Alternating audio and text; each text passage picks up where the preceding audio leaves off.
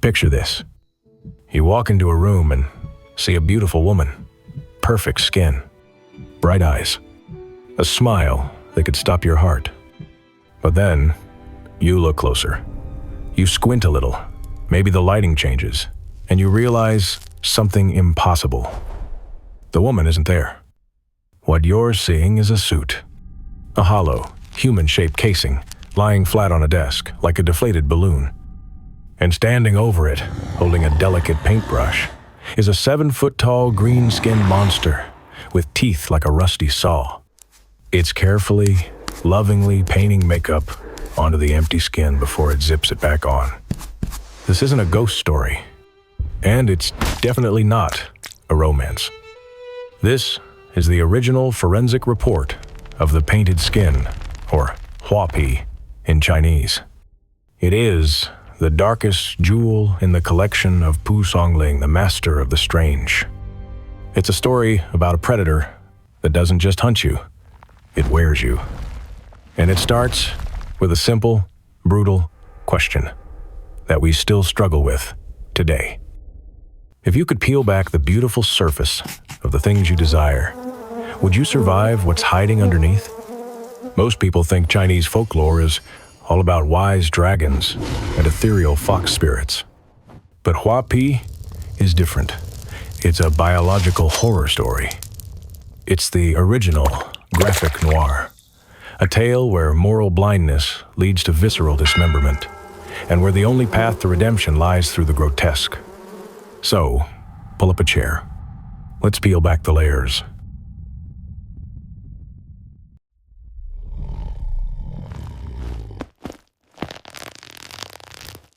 Let's meet our victim.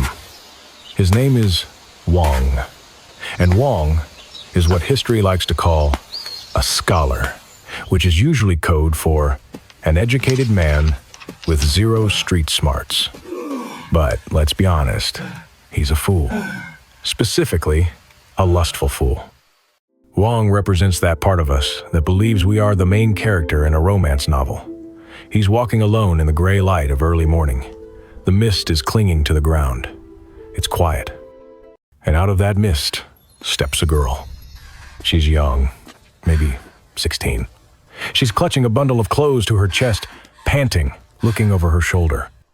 She is breathtakingly beautiful. Now, a smart man runs the other way. A smart man asks, "Why is a supermodel walking alone in the fog at 5 a.m. in the middle of nowhere?" But Wang isn't smart. He's hungry. He sees an opportunity. Here's the thing about predators. They don't hunt with claws first. They hunt with a story.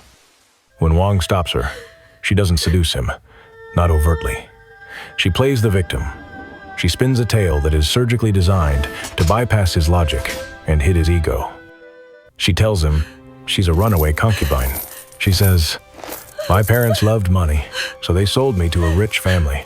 The wife was jealous. She beat me. She scolded me morning and night. It was more than I could stand, so I ran." It's a masterclass in manipulation. Think about it. It explains why she's alone. It explains why she has no money. And most importantly, it frames her as a victim of jealousy, appealing to Wang's vanity. The subtext is, "I was too beautiful, so the world punished me. Only you can save me." She hands him the perfect script. "I am helpless. You are powerful." She asks him to hide her, to keep her a secret. She explicitly says, "If you are really doing me a favor, please keep the secret and don't tell anybody about me." And Wang, he takes the bait. Hook, line, and sinker. He smuggles her into his study, a private library separate from his family's main quarters. He thinks he's hiding a beautiful secret mistress. He thinks he's living out a fantasy. He has no idea. He's just invited a butcher into his bedroom.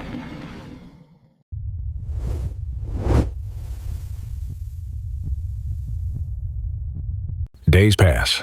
Wang is living a double life. He spends his nights in the study with the girl, and his days walking around with a secret smile on his face. But secrets leave a mark. Enter the detective. Wang is walking through the marketplace one afternoon. He feels great. He feels alive. But then, a Taoist priest blocks his path. Now, in these stories, Taoist priests aren't wizards throwing fireballs. They are more like forensic investigators of the spiritual realm. They understand the physics of the soul. This priest takes one look at Wang and recoils. He stares at him with genuine astonishment. He asks, "What have you met recently?" Wang laughs it off. He lies. "I'm fine," he says. "I haven't met anyone strange. My life is normal." But the priest sees what Wang can't. In the graphic noir aesthetic of this story, evil isn't an abstract concept. It's a biological contaminant. The priest sees a black mist, Heiqi, coiling around Wang's neck, pooling at his feet like oil. It's the radiation sickness of the soul. If Confucianism is the structure of the house, this black mist is the carbon monoxide leaking from the furnace. You can't smell it. You can't see it. It feels like you're just getting a little sleepy, a little comfortable. But all the while, it's slowly replacing the oxygen in your blood. The priest warns him, "You are going to die without even noticing the symptoms." He gives Wang a warning, but Wang ignores it. The priest shakes his head and walks away, muttering, "How foolish men are, to see nothing but beauty in what is clearly evil." That line is the thesis of the whole story. Wang isn't a victim of magic. He's a victim of his own refusal to see the truth. But the seed of doubt is planted. Wang goes home. He looks at the door of his study. It's locked from the inside. Usually, he knocks. But today, the priest's words are ringing in his ears. "You are bewitched." So, instead of knocking, he creeps around to the back. He finds a hole in the paper lattice of the window, and he puts his eye to it.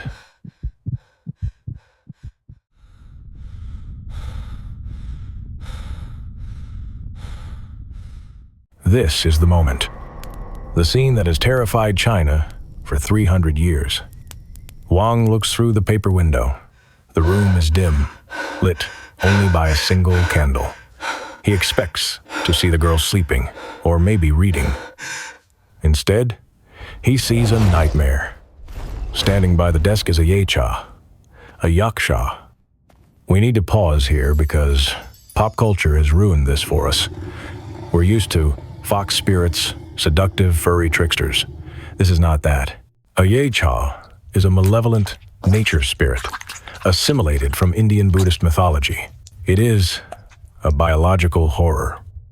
The text describes it explicitly. It has a face the color of deep, gangrenous green, Mayan tuesa. Not the green of a leaf, but the green of a bruise or stagnant pond scum. Its eyes glow like yellow phosphorus, and its mouth. The mouth is filled with jagged teeth like a saw. Think about that. Not fangs for biting, a saw for cutting. This is a mouth designed for industrial excavation. But the monster isn't the scariest part. It's what the monster is doing. Spread out on the desk, looking like a pile of wet laundry, is a human skin. It's complete. Eyebrows, hands, feet. But it's empty. It's just a pelt, a high-end organic suit. It lies there, flaccid and structureless, waiting to be inflated. Wang watches, paralyzed, as the green demon picks up a delicate scholar's paintbrush. It dips the brush into a pot of red paste, likely a mix of human fat and cinnabar. And with the precision of a master artist, the monster touches up the makeup on the empty face. It paints the lips to make them redder. It shades the cheeks to make them look alive. The contrast is sickening. You have this hulking green sawtooth butcher engaging in the delicate, civilized act of painting. It's a perversion of art. Then, the maintenance is done. The demon picks up the skin and shakes it out. The text says it shakes it like a cloak. Imagine that sound. The dry, parchment rustle of cured leather. Crinkle, snap. Then, the demon pulls the skin over its massive green shoulders. And here comes the body horror. The saw teeth, the green muscle, the hulking mass. It all compresses. There's a wet, sickening squelch as the monster pours itself into the vessel. The seams seal up, the green disappears, the saw teeth retract. And suddenly, standing in the room, is the beautiful, delicate 16-year-old girl. It's the ultimate catfish. Wang realizes that the woman he loves is literally a painting. She is a surface-level illusion applied to a dead canvas, worn by a thing that wants to eat him.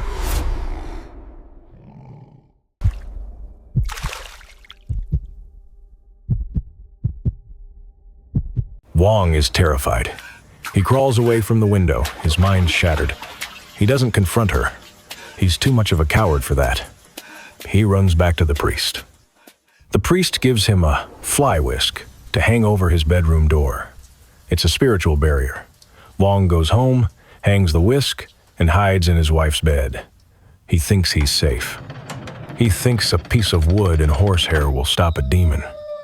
Night falls. The house is silent.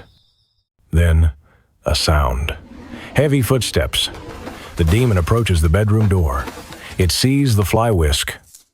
It doesn't run away. It gets angry. The text says it gnashes those saw teeth and screams, "The Taoist deceived me. Why should I give up the food I'm about to eat?" Note the word choice. Food. There was never any romance. There was only the slow marinating of the meat. The demon rips the whisk down. It snaps the barrier like a twig. It smashes into the bedroom. But this time, it doesn't wear the mask. It comes as the green demon. There is no kung fu fight scene here. Wang is prey. He lies paralyzed on the bed, shaking. The demon walks up to him. It doesn't use a knife. It uses its claws. The text uses the words po and jve, ripping and plucking. In one violent motion, the demon rips open Wang's chest. It snaps the ribs. It reaches into the wet, hot cavity of his torso, grabs the beating heart, and yanks it out. Wang is dead before his brain can even process the pain. The demon holds the steaming heart to its saw-toothed mouth and swallows it whole, like a snake eating a mouse. It doesn't chew. It consumes. Then, it leaps out the window into the night. Wang is left as a bloody, hollowed-out husk. He gave his heart to the girl, metaphorically, so she took it literally.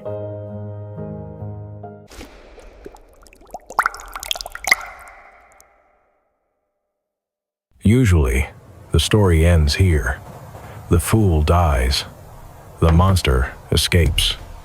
It's a tragedy. But the painted skin has a second act, and this is where the story shifts from horror to grotesque redemption. Wang's wife, Chun, is the real hero of this story. She is the one who was cheated on, lied to, and ignored, but she refuses to let her husband stay dead. She tracks down the Taoist priest, begging him to save Wang. But the priest shakes his head. Wang has been harvested. His heart is gone. He is dead. But Chun refuses to give up. She weeps. She begs. She grabs the priest's robes. So, the priest decides to test her. He points to the marketplace, to a mad beggar sleeping on a pile of manure. "Go to him," the priest says. "Do whatever he asks. If he humiliates you, take it." Chun goes to the beggar. He's filthy. He smells of rot. He laughs at her. He beats her with his cane in front of the whole town. A crowd gathers to laugh at the high-born lady being humiliated. But she takes it. She endures it all for the husband who betrayed her. Finally, the beggar clears his throat. He hacks up a thick green glob of phlegm, a massive shining ball of mucus. He holds it out in his dirty hand and says, "Eat it." Chun looks at the filth. She looks at the crowd laughing at her.